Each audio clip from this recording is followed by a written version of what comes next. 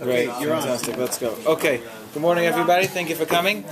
We're going to try to discuss today, Be'ez Hashem, the halachos of Purim, particularly, but really many other cases of mitzvah practice, which might lead us to sometimes be a little loose in our ben adam lachaveroi and not be so careful about other people's property, and see how the halacha guides us in regarding the laws of paying back for such damages incurred.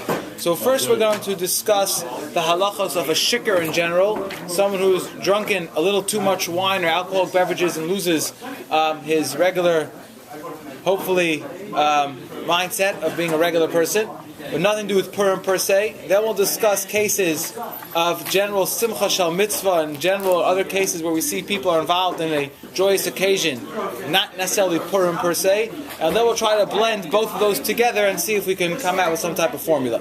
Here we go. So on the first page, we'll start with the Gemara in Eruvin. The Gemara in Eruvin is quoting a memra, an agadic memra, of Rav Sheshes in the name of Rav Loza ben Azariah. Rav Loza ben Azariah teaches us, he says, Yochel ani, I'm starting from the second line in source 1, Yochel ani liftar as kol ha'olam kuloi min hadin. I can absolve, I could pater all Jews from the midah of judgment now that we're in the Golus. He says, why? He quotes a pasuk in the Navi from the days after the Beis Hamikdash was destroyed. The pasuk says, L'chein shimina zayis, listen to this, Aniya, someone who's impoverished, shekayres, and they're drunk, v'loy miyayin. Jewish people are in this pasuk called very destitute, and like they're drunk, they're mentally not competent properly, but even though it wasn't from wine. And that seemingly, says Rav Loza ben Azariah, is a source in the pasuk to give us a dispensation for various din that should be against the Jewish people. But the Gemara is quick to jump on this Agadic statement. Again, it's interesting, the Gemara is opening up with an Agada, Divrei Agada, and it questions it from a halacha. The halacha is, the Gemara says a couple lines down, Meisvei Shikar, someone who's drunk, Mekchai Mekach, or Memkar Memkar. If you buy something or he sells something even though he's in a drunken state, the sale is valid. Over Avera, if he transgresses a sin, Sheish Ba Misa, which carries a death penalty, Memisa, we punish him by death. B'malkus, if he does an Avera, which is Chayav Malkus, Malkin, we give him lashes. Klali Shal Davar, the general rule is, Hareo Kipikech L'chol Devarav. Although he may have drunk a little too much, nonetheless, halacha gives him a full-fledged obligation in all monetary law and all laws of mitzvahs properly, except the Gemara says, El Shapatum Min HaTfilah. There's one thing which we don't let him do, which is a fascinating halacha in itself, that we don't, he's not allowed to daven, and there's all different halachas. We're not discussing that right now exactly, but the basic principle is that a shikar is fully chayav for everything he does. The only thing he's absolved from is davening. A witness, okay, good question. I'm not sure right now, I can't answer that right now. I'm not sure. Okay, he's puzzled, I thought. Right, he should be puzzled because he might not be able to. But at least for Choshen Mishpat, let's say in this aspect of Choshen Mishpat, in that whether his transactions are valid and whether he's obligated in all the mitzvahs, he's still fully obligated. So Gemara asks Rav Loza ben Azariah, so what did you mean that you can absolve the whole world, all the Jewish people, because they're like drunk? So the Gemara says a couple lines from the bottom. What does it mean that I'm able to absolve everybody? The Gemara says Nami midin tefillah. All it means is that he can absolve them from davening properly, having proper concentration and davening, because we are like all drunk after the Churban. Rav Chanina, the Gemara concludes, Lo yishanu, all these halachas regarding a shikar were not taught, Elo shlo higia l'shikrusa shaloit. Only if he did not reach such an intense level of drunkenness like Lot reached. Al higia l'shikrusa shaloit. Once he reaches that level, I don't know how to refer to it in English, but he's really drunk. He doesn't know anything what's happening in the surroundings at all. Pater mikulam, then he's absolved from all monetary law. So bottom line, according to this Gemara, and in source 2, this is codified in the Shulchan Aruch as well, in Choshen Mishpat, that a shikar, all his transactions are valid. If he gives a present, that present is valid. However, if he reaches the shikrusa shalit, which the Shulchan Aruch defines as v'hu ha'oiseh, the eini yedeh ma oiseh, he's doing actions and he has no idea what he is doing, then only in that case ein ma'asav klum, and the Shulchan Aruch calls him a shaita. But any other shikar, he's fully chayav for whatever he did. Yeah. Would Lot be putter from child support? That's a great question for the lawyer. I'm not sure. What was the question? If Lot would have been putter from child support. Purim is different. We'll get to Purim in a moment. We started off saying we're going to build up to Purim. First we're going to discuss Shikr, then we're going to discuss Simcha, and then we'll try to fuse them together until we get to Purim. So at this point we're discussing any other day of the year right now, any given day. Someone who's a Shikr, the Shulchan Aruch Paskins, is a Bikech Echol Dvarav. This has numerous ramifications in halacha, of course. If you go over to someone who's a little bit high and you get him to give a big donation to your organization, he gives you right side a big check, and then the next day he comes back and says, well, you gave me too many cups of wine before I wrote that check. I really didn't want to give it. It's too bad. Once it's signed, unless he's shikr kelait, which I don't know how he can write a check in such a state, but okay, avivite that he wrote the check, halacha says it's binding. However, PpfUoRrIiMem in source number 3 on the Shulchan Aruch there is quick to point out, a careful reading of the halacha talks about his transactions, his business transactions, and his presence. However, PpfUoRrIiMem says, if a drunk person damages somebody, if he causes harm to somebody else, then of course he's chayiv, and he's quoting a Yam Shel Shlomo, which is the Marshal, and Baba Kama. We'll get to that more later. But PpfUoRrIiMem says right away, although the Shulchan Aruch and Chosh Mishpat says the transactions are valid, that is not an exemption for hurting somebody, and if you hurt somebody, you damage them physically, says PpfUoRrIiMem, according to the Marshal, you are 100% chayiv. We're going to discuss that more when we get to Yam Shel person not his property. Okay, that's a good question. Hold on. Let's not make a distinction. We're not going to make a distinction between a person or his property. At this point, PpfUoRrIiMem just very in his terse words says, if you damage somebody, seemingly it's bodily harm or it's property harm, doesn't seem to make a difference. At this point, you're going to be chayiv. So that's the halacha of a shikr. Let's put that now on one side of the equation. Now we're going to move on to the next page, the Mishnah in Sukkah, source number 4. The Mishnah in Sukkah, towards the end of the Masechta, towards the end of the 4th parak, or the end of the Masechta, actually is discussing the practices of Hoshana Rabbah, and we know in the Beis Hamikdash they would bring these long branches, they would hit them on the side of the Mizbeach, and they called that day the Chavoit Charias, the day of the hitting of the branches. The last 2 lines of the Mishnah, the last 2 lines where it's bracketed off says, then the last custom they did in Hoshana Rabbah was, Miyat Tinoikos Shaimtin Asula Vehen. We'll translate this like Rashi translates it, from the hands of the young children, they would grab the lulavim, the adults, the gedolim, would grab lulavim from the hands of the minors, and the adults would eat the esrogim of the minors. That was the custom on Hoshana Rabbah, the last day. There's no more purpose anymore. We're not going to need to shake the lulav and esrog the next day. Tomorrow is going to be a Shmini Atzeres, so it's a free-for-all, and the Gemara says the Gedolim would take the children's lulavs. We don't know what they did with them per se, maybe they fenced with them, I don't know, but they took the esrogim, and they enjoyed them, they ate them, they had some a tart lunch, so that's what the halacha is. Now the Gemara discusses, we're not going to discuss now why Dafka they took the children's esrogim, why didn't they take also the Gedolim's esrogim, okay, but that's what the Mishnah says clearly, and Rashi on the side over here, on the right side, clearly speaks out in the second Rashi, v'oichlan esrogim, they would eat the esrogim, shel tinoikos of the children, ve'ein b'davar, loy mishum gazel, it's not considered stealing, says Rashi, v'loy mishum darkei shalom, there's no problem here of peaceful relations, shekach nogu machma simcha, this was the custom, this was the accepted norm in the times of the Mishnah, because of a joyous, the last day of Sukkot, everyone's so happy, that now gives me the right to go over to some innocent kid, grab a candy out of his hand, so to speak, take his esrog, and enjoy it. That's what the Mishnah is teaching us, the halacha here. So even though if I do it any other day of the year, if I take a lollipop out of a kid's hand any other day of the year, illegal procedure. Definitely quite a yard penalty over there. But here on the last day of Sukkot, if I take the kid's esrog, says the Mishnah, and the way Rashi is explaining it, it's permissible. Taisvis in source number 5 quotes Rashi as well. Then, after he finishes quoting Rashi, about halfway through the Taisvis, it says, I'm going to read out loud, it says, V'yesh lumoid mikan. Says Taisvis, we can extract from here another halacha. La'oisan bachurim, to those young men, she'roichvin besusim, that ride their horses, likras chasan, to greet their friend, the chasan, someone's getting married, v'nilchamim zeh im zeh, and they have some type of scuffle one with the other. I don't know exactly if this was pre-planned fight, or this was just it came to be when all the horses, everyone's coming to ride to the chassan, and they'll converge, all merging off to exit at the same time. It's just the mitzias. It's going to be very road rage. It's going to be very busy over there, right? And They were fighting one with the other, and it would come that they would tear each other's clothing because they're all vying to be the first one to wish the chassan mazel tov. Or they're going to damage someone else's horse. This is all in the mitzvah mindset. We're all going through the mitzvah of Mesameach Chassan. Says Taisa Shein Peturin. We see from this halacha of the esrig that they're going to be pater, all these men going to greet their friend the chassan. Why?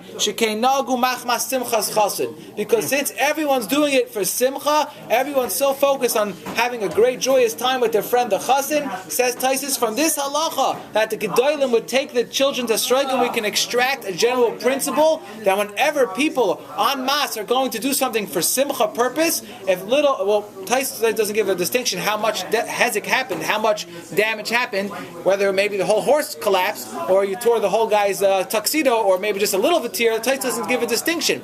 But Tais says anything which is in this can fall into the category that it was done besimcha. Says Tais, it seems to be at this point it's a free-for-all. Now, Taisus did not suggest that you should go ahead and actively chas v'shalom hurt your friend, or actively try to get his horse to buck under so you can cut him off. But if it happened, Taisa says you're pater because everyone is focused on the simcha. Seemingly according to Taisa, it's everyone just knows you're going into it with the mindset that this might happen, and you got to take a risk. Buyer beware. Oh, we go to Chassidish Tish. Sometimes you know that unfortunately when the Rebbe is ready to give out Shirayim, if you're caught in the middle of it, sometimes it could be a little dangerous. That's true. We'll get to that maybe a little later. They have special begotten for that. Oh, yeah? Torn ones. Oh, you wear a torn one. Okay, but you don't have to worry. You wear a torn bekisha when you go, so you know you don't have to worry about it. All right, okay.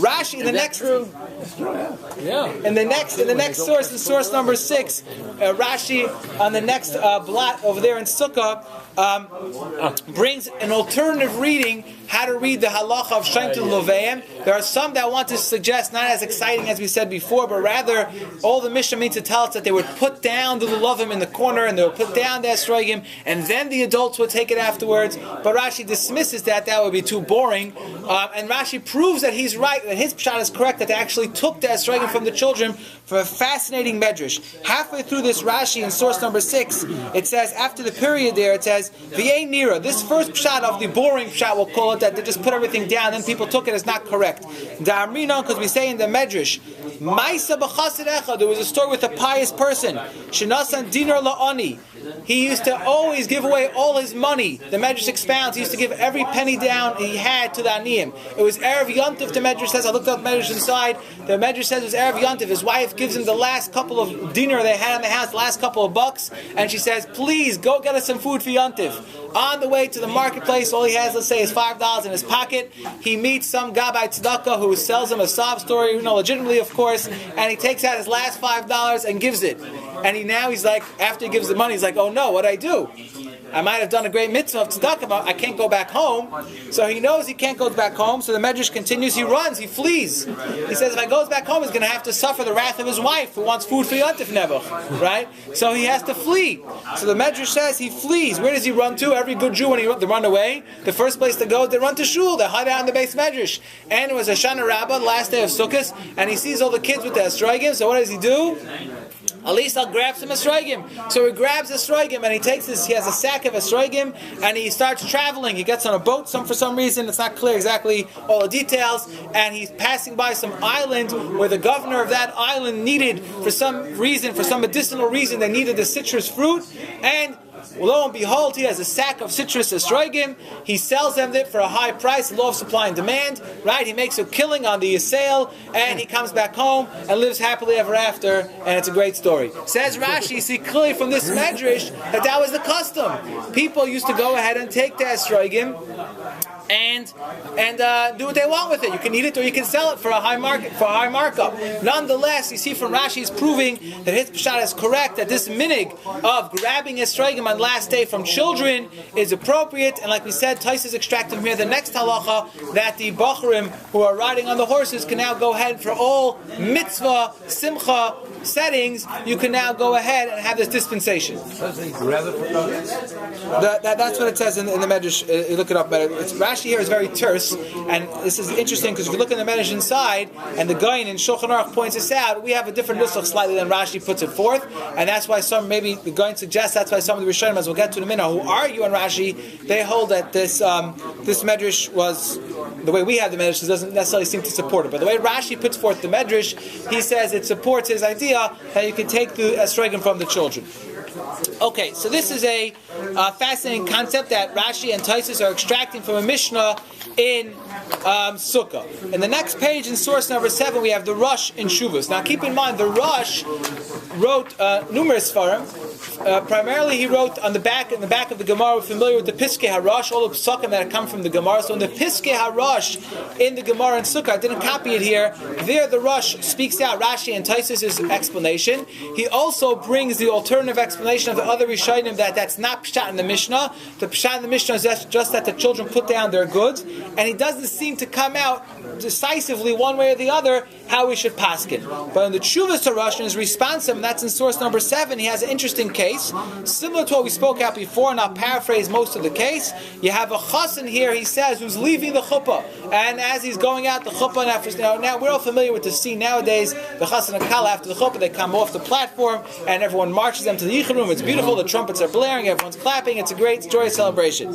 Go back a couple hundred years, I don't know exactly what it looked like, but it seems like the chassan is leaving the chuppah. No mention at all here about the kala. I don't know what happened to her, I'm not sure. Maybe she went to a safe zone, because you'll see it's a little dangerous there. And the chassan's riding his white mule. This is before they had white limousines. The chassan has a beautiful mule that he got from he borrowed from a guy for his wedding day, and all his friends are escorting him on their horses and mules, and they're going probably to have the party somewhere. And lo and behold, one of the friends was so excited, he cuts off the chassan and he damages the chassan's mule. And it came to a price of 300 golden coins was the damage, which was a hefsid gadol, quite a large amount of hefsid. And the friend says, "What do you want? It's Simchas Chassan. We're in the Rosh Hashanah. We're here traveling together on Highway 40. You got to absolve me. I'm not chayav to pay for it." And the Chassan's like, "Well, yeah, but I'm down 300 gold coins now. Please pay me." So the Rosh over here dealing with this case paskins that the man is chayav to pay.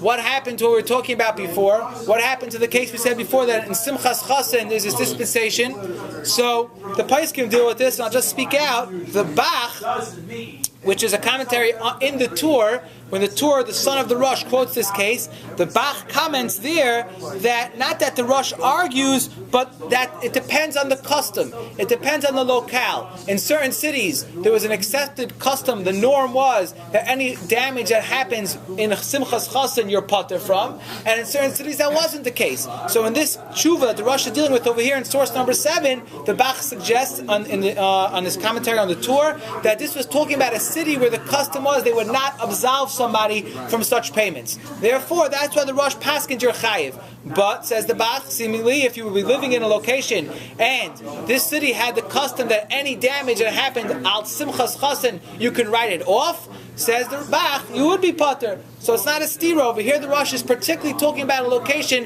where they were chayiv because they did not have this custom.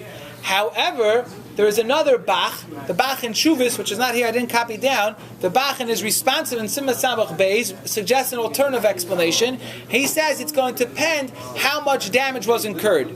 The case over here, where the Rosh says you're chayav to pay, like we said, the Rosh said it was 300 golden coins. It was a small fortune. It was the wedding mule, the only one in town, the special white mule they used to rent out for the chassid that was damaged. For such a hezek gadol, says the Bach, then everyone agrees you have to pay. When we say before, when Taisus and the Rosh were speaking about previously that the chassid, someone's shirt got ripped or the horse got slightly damaged, that's hezek katan. That's when you're dealing with minor damage, a small claims court. In small claims court, we don't open up such cases when it's Simchas Chassan. The only time we deal with it, says the Bach and Shuvas, is when it's a hezek gadol. So we have to keep in mind now, as we're going to go along, that we have these svaras out there, we have these things to think about, that it might depend on the location where you are. Like the Bach in his comments on the Tur says, every city might have different customs, so it's not set in stone, this halacha. It depends on the minik hamakom, it depends on the custom of the local bezdin, of the local city. Or, as the Bach puts forth in his Shuvas, it also might depend on how much damage is actually incurred. Moving along to source 8, now we're in the Ramah, the comment of the Ramah in the Shulchan Aruch and Choshen Mishpat. And here, the Ramah, where it's bracketed off, comments and brings this halacha that we said before in Taisvis. Bacharim, you have young men that are going out for Simchas Chassan and Kala. That's what the Ramah puts in, the Kala was there as well. And they damage one another. He says, you're potter. Why? He says, Hayol v'nohagu kain. Since this is the custom, so the Ramah is adding in, he's insinuating by putting in the word, that's the custom, that's only because it's the custom. If it's not the custom in that city, then obviously you won't be able to put forth this Ramah. The Ramah is saying it is the custom. If a Bezdin establishes in the city, and they say we're not going to absolve such laws for whatever reason, maybe we'll get to that soon, for some svara why we would not want to practice this law, but if it's put forth that this is not the custom, then you cannot claim mitzvah potter because I was mesameach chasen. And then the Ramah concludes, even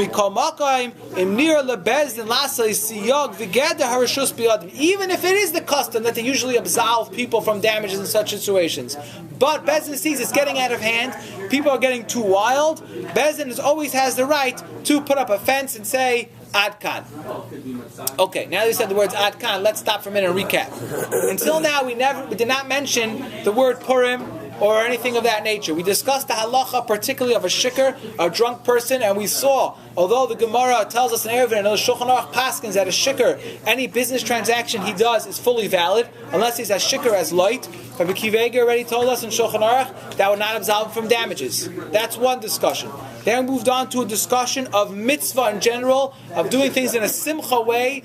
We spoke about the custom that they used to take to esroigim. It's not considered stealing. We see the custom when they were dancing for chassan or kala, and they would damage one another. It's not considered to be a damage. You would not be able to collect that unless either it was a hezek gadol or it was not the custom in the city to absolve from such damages. Now let's take what we have so far and move along and get into Hilchos Purim.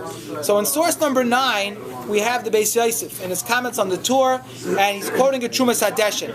And where it's bracketed off, he says the Trumas Hadeshen teaches us that as follows: Kol Meichel, any food item, Sheloichem HaBachurim Zemizeh, that the young men, we're always blaming the Bachurim, right? When it came to the Chassan and Kala, it was the Bachurim. When it comes to the Simchas Purim, it's the Bachurim. I don't know what age the Bachur status ends for this halacha. I'm not sure. That's a different discussion. But okay, young men, and whoever puts himself in that category maybe has the right to, who take food from one another without permission. So I go into your house on Purim and I see some delicious chocolate cake or some delicious freshly baked hamatash, and I say thank you very much, and I pick it up and I eat it. Of course I make a bracha.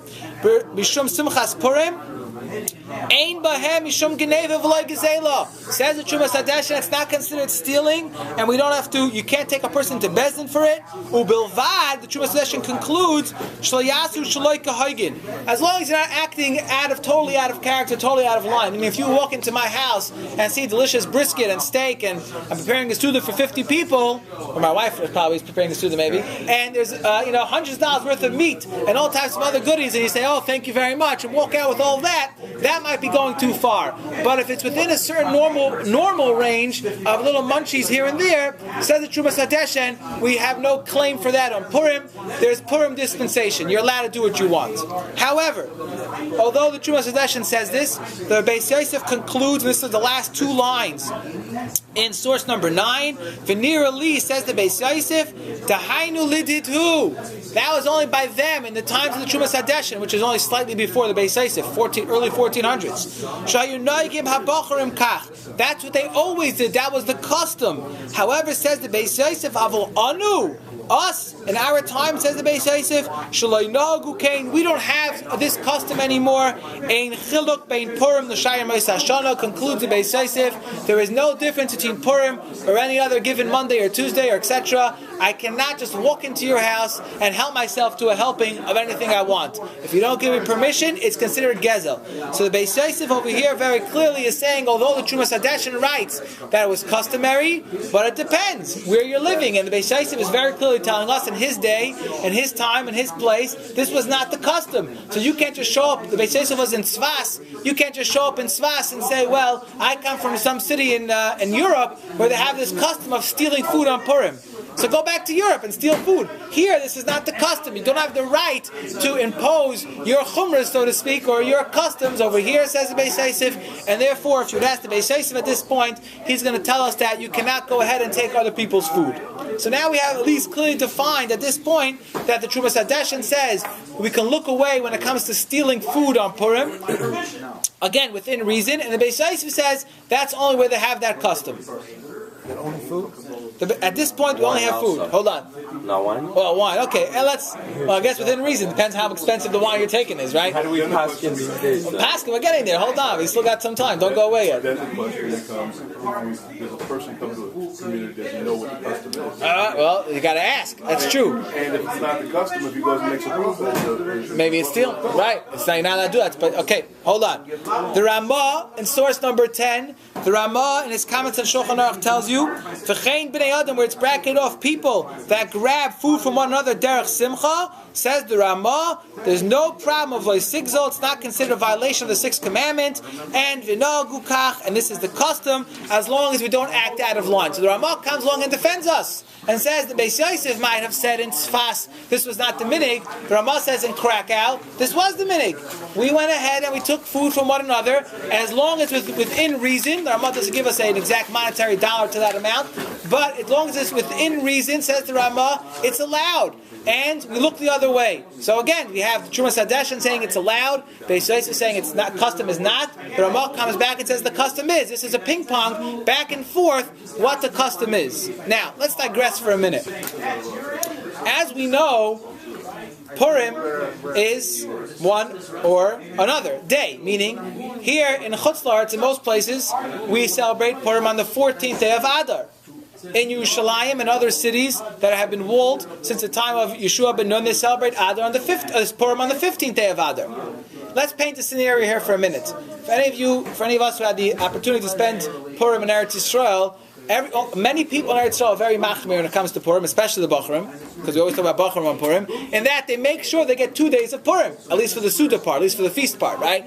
Meaning, the Yerushalayim has Purim on the 15th day. So they're going to go on the 14th day, they'll go to Tel Aviv, Bnei Brak, Telstone, any other community far away from Yerushalayim, and they'll celebrate Purim on the 14th day. They'll eat, drink, and be merry, so to speak. Then they'll come back. They go in the afternoon, And they come back on the 15th to Yerushalayim, they have Purim again. It's great. Now, let's say I live in Yerushalayim. So that means I'm really having Purim on the 15th day. And I, on the 14th day, want to celebrate Purim as well. So the 14th day in the afternoon, I want a good lebedika meal. I get in my taxi, I get in a cab, and I go to Telstone, I go to Tel Aviv, I go somewhere that's celebrating Purim on the 14th. But again, keep in mind, for me it's not Purim, me it's the 15th. And I'm in your house, and we're having a great time, and I drink a little too much, and I take some food, or I cause some damage, as we'll get to in a minute. So, what's the halacha? For me, it's really not Purim. I'm just capitalizing on the situation. But for you, it's Purim, meaning who are we looking at? Are we looking at the mazik, the one who causes the damage? He's absolved from any damage he caused. Or are we looking at the nizik, the one who got damage, or the one who was stolen from? Do we look at him and say, well, when he lost the item, or when he got his stuff damaged, for him it was Purim. Again, whose vantage point are we looking at here? We're looking at the mazik, the one who's causing the damage, or we're looking at the nizik? I think this is going to be a big enough kamina as we go along. But it's interesting, let's just take one more knech. There are certain places in Eretz Yisrael, certain cities, that are suffik. The Chazon Ish even said that Bnei Brak is a suffik. Most people don't go with that, but some people are machmir. Other cities in Yerushalayim, Tveria, other places are in doubt, and they have Kriyas and Megillah on both days, they're in Suffolk. So let's say I'm in a city which is a Suffolk. Or some people hold Prague in Czechoslovakia and Tomashov in Romania. Some sources say those are also in Suffolk, interestingly enough. So those cities, let's say I'm there and it's a Suffolk. It's today Purim or tomorrow Purim. So, and I damage you or I take food from you. So if we're looking at the Mazik's point, so maybe you can't obligate me because I can always say, Kimli, I hold that today is Purim. But if it's a Nizik's vantage point, he'll say, yeah, well, I hold that today is not Purim, so you have to pay me. So again, whose vantage point are we going to look at here to determine this halacha? So before we get to answer this, let's turn to the next page, the source 11. This is from the Encyclopedia Talmudis, and I appreciate Charlie being here to help us support the reading of the Encyclopedia Talmudis. And in the 17th krach, under the the header of the Chayim D'Rabbeinu Gershom. The Chayim D'Rabbeinu Gershom, all the various halachos or minhagim that Rabbeinu Gershom set up for us. The most famous that we know today, of course, is that a man may not marry two women. We all know Minat Torah, a man is allowed to marry more than one wife as long as they, are not those that he's forbidden to marry. But Rabbeinu Gershom set up what's called a cherem. We're not allowed to do it. But now there are numerous other halachas that Rabbeinu Gershom enacted. Some stuck more than others. But if you look at Encyclopedia Talmudis, they have lists and lists and lists of all different things that the Rishonim bring down as cherem Rabbeinu Gershom. So the last one in Ois Pei Gimel, they bring down from the name B'Shem the Ri Midan Faria, one of the Rishonim, who says as follows: Shekol Davar Shal Meichel, any food item, Umishter, or drink here. He says specifically any drink, wine included, that Jews take from one another, even without permission because of Simchas Purim, Ein Bo Mishum Gezel Aveda. Says the Rishonim, there's no Gezel Aveda, as long, this is what's added in over here particularly, Ubilvad Sheyaglei Achar Purim. You must tell him after Purim they took food from him. Now the question is, why? If I'm allowed to take it from you, if I'm allowed to go into your house and help myself to a cup of wine, or I can help myself to a hamantash or anything else of that nature, why do I have to ring your bell the next day and come back and say, by the way, FYI, I had a cup of wine, I had this, I had that. Why am I checking in with him? And then he says, and fine, you can't take him to Beis Din as long again as it's done appropriately. So we have here a little knech, a little chap in this halacha. Although I'm allowed to do it, but I have to make sure that I told you about it. Interesting. Why is that? The Ramah in source 12, back in Hilchos Purim, tells us, someone damages his friend because he's in a merry-making mood on Purim, he's absolved from payment. So now we're coming back. This Ramah is telling us what we learned before from those Rishonim in Sukkah, that those who are likras simchas chasna were going out to greet the chasna and they caused harm to one another. Right? They were pater because they had the simcha absolvement. The Ramah says it applies to Purim equally. So again, let's put this in perspective. We have the halacha of if I damage you on Purim, I'm pater. We have the halacha if I take food from you on Purim, I'm pater. The Rishonim added the way Encyclopedia Talmudis brings it down that I have to let you know. And now we said the Rabbi Shaisa says the minhag is not to absolve you. The Ramah says it is the minhag to absolve you. So we're back and forth. We're vacillating back and forth in these various customs. So what do? I don't know. But let's discuss it as follows. And we brought up the shaila of, it depends whose vantage points we're looking at. We're looking at the mazik, the person who's causing the damage, or we're looking at the nizik. So the Pri Megadim, which is on... nothing to do with Rabbeinu Gershom. Well, they're saying part of this is halacha that even Rabbeinu Gershom set up, that this you have to absolve someone from payment as long as you told him. This is one of the things that Rabbeinu Gershom enacted. This goes way back when, approximately 1,000 years ago, Rabbeinu Gershom enacted this, and this was a decree. So the same way we keep the other chayim to Rabbeinu Gershom, we only marry one woman, then seemingly this should be the halacha still standing that we should absolve everyone from payment, perhaps. The Pri Megadim, which is found in the back of the Shulchan Aruch, on his comments over here says a couple of terse words which really, I think, will help shed light on it. He says, he's commenting in Sifkat and Zion, he says, Ayin Magen Avram, which he's commenting after the Magen Avram, who says, Hainu shaloi bekavana. The only time we're going to absolve you is when it was not done intentionally. Avol bekavana, if something is done intentionally, af hizik memoinai, even if you damage him, chayiv. Demai shna Purim mishar yom. Why should there be any distinction between Purim and any other day of the year? It's not a free-for-all Purim. We still have the Shulchan Aruch that stands very strong on Purim. Why would it make any difference? If I have intention to cause you harm, there's no way to to skip the payment on that. If you're not having intention, says the Pri Megadim, then you're chayiv. And says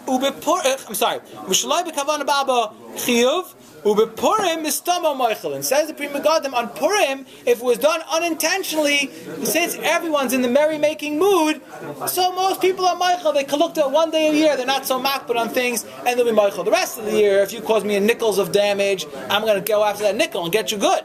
But on Purim, we're a little more light, we're a little more lax, says the Pri Megadim. That's perhaps why. And from here we would see l'chayra, the way the Paiskim are dealing with the halacha, that it's because I'm moichel you, I'm forgiving you.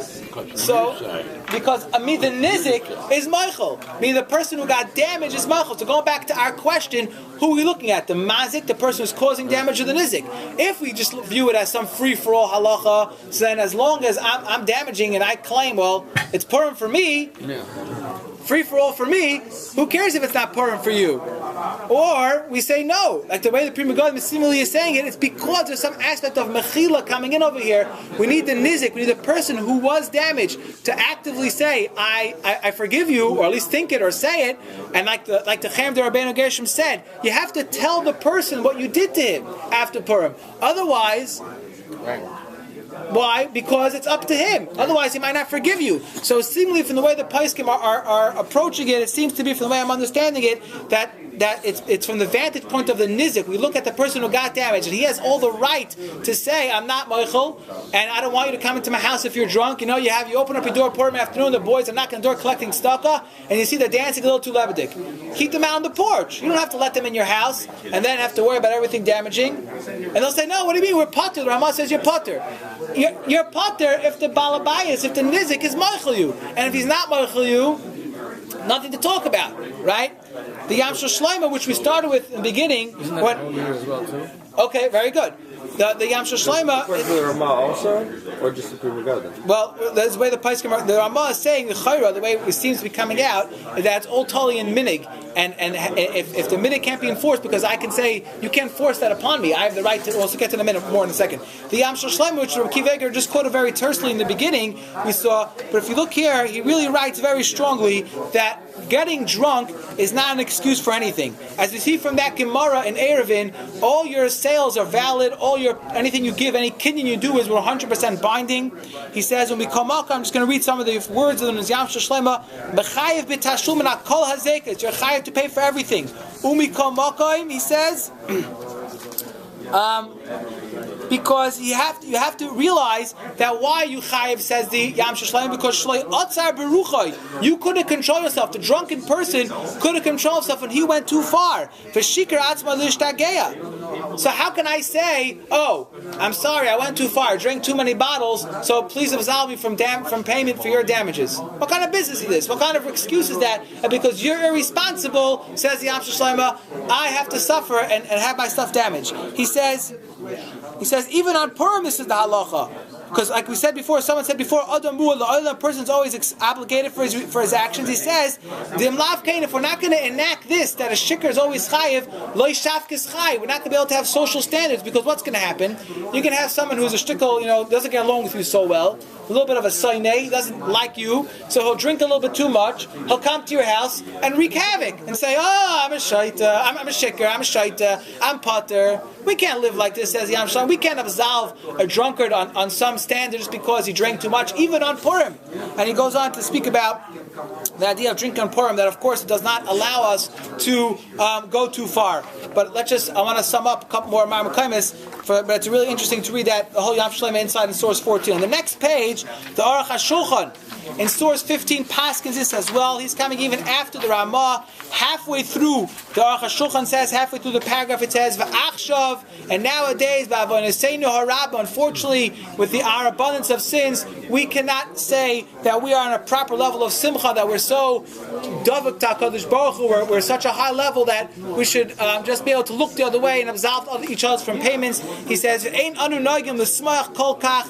this is not our custom. He says, Achshav, nowadays, kishahizik, if someone causes damage to another chayiv l'shalim, you're chayiv to pay. Va'afilu b'zman hakadman, even in earlier generations, you're always chayiv in nezek haguf. That's what the Magen Avraham didn't speak out so much when you raised before. If I hurt someone bodily harm, I'm always chayiv. The only question is if I damage a property. So bottom line, the Aruch HaShulchan is also paskening any damage incurred, you got to pay. I saw also in a sefer in Shuvas called Mekadesh Yisrael, it's from a Rav in Williamsburg. He paskens this as well. He says nowadays the way we live in our affluent society, he says we decorate our homes with beautiful furniture and all types of things. We're not living on the madrega, so to speak, of the Chafetz Chaim, who had the most simplest stuff in his house, and nothing really could get damaged. And the way we have our lifestyle. It says it became the norm that if someone would come into your house and damage anything, we obligate them to pay, and we do not give a dispensation. Now, of course, if a person wants to say, I don't care, come to my house, wreck it, fine, a person could do that.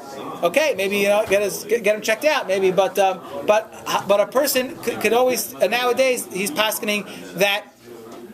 With our society, it became the norm that we do not absolve payment. The Shlah, which is already quoted by the Mishnah Brura, he has a whole long piece about how a person should properly celebrate the Simcha of Purim, but just to sum up at the end, the last couple lines he says, it's not Mishnah's Chasidus, it's not the way of the pious people to act in such a way to go ahead and cause harm, or to steal food from other people and say, I'm absolved because it's a mitzvah. That's not drunk. It's not talking about regular. No, he's talking about regular drunkard. He's not talking about light. I just wanted to end off with some interesting. I saw a b'machshava, a pider chasidus. What is this idea of drinking wine? I was learning something yesterday with Reb Scott. So we all know the halacha is. We're all familiar with the halacha, the mitzvah of drinking wine on Purim. And as we spoke about today, that does not absolve us from any mitzvah observance. We might not be able to daven at that point, and we have to wait till we get sobered up to daven properly. Ma'ariv or Matzei Purim, but anything else, we're fully obligated. And there's an interesting gematria. The gematria of kais yayin, a cup of wine, is gematria 156, which, by mistake, coincidentally, is the same gematria as Yosef. Yosef HaTzadik. What does Yosef represent? We know Yosef represents the midah of Yisoid, Kedusha. Yosef is the one who went down to Mitzrayim, and he protected himself in a way against the most incredible nisyonis, against the most incredible tests of moral standard. He was able to hold himself up. When we drink kais shel yayin, we're not looking to let loose and let ourselves and lower our mitzvah standard. We're looking to be like Yosef, who when he drinks a kais of yayin, the pasuk says by Yosef at the end of Parshas Miketz, vayishtu vayishkeru imah. Yosef drank with his brothers and he got drunk imah with them. On Purim, where vayishtu vayishkeru imah, the Sfarim say we're getting drunk, we're drinking together with Achenu B'nai Yisrael as a way of aliyah, as a way of uplifting ourselves in a hechra madrega to get to a higher level, not chas v'shalom to use the drinking as an excuse just to absolve ourselves from monetary payment. Furthermore, I saw they bring down B'Shem Imrei Emes that the halach is chayav adav. You all know the halach Gemara says a person is obligated livisume to inebriate himself on Purim ad lo yada. What is this word bisume? It's not a common word even in the Aramaic usage. So I saw the Imrei Emes, the Ger Rebbe says that the word bisume is Rosh Tevis for a pasuk. You mix up the letters. It's the acronym for a pasuk in Tehillim. In Kapitel Kuf Yotes, the pasuk says, "Samar mipachtecha b'sari." My flesh is full of fear from you, Hashem, and mishpatecha yeresi, and from your mitzvahs I have fear. The idea of bisume is to use it as a way to get closer to HaKadosh Baruch Hu, not chas v'shalom the opposite. And the Baal Tanya says in a similar vein of chayav inish bisume ad de lo yada. We're trying to get to ad. We're trying to get to the deloy, to know all the lois that says properly of the Torah, how to guard ourselves properly. Again, the idea of all these Sfarim are saying is not to use the wine as a way of an excuse to distance ourselves from HaKadosh Baruch Hu, but rather how to only bring ourselves closer to HaKadosh Baruch Hu. And as well, kais shel yayin is also saying gematria of tzion, which is 156, from shol b'zaycha, through drinking properly on Purim, to b'zaycha, to avoid tzion goyal meher b'yameinu. What's halacha l'maisa? Damage how much property?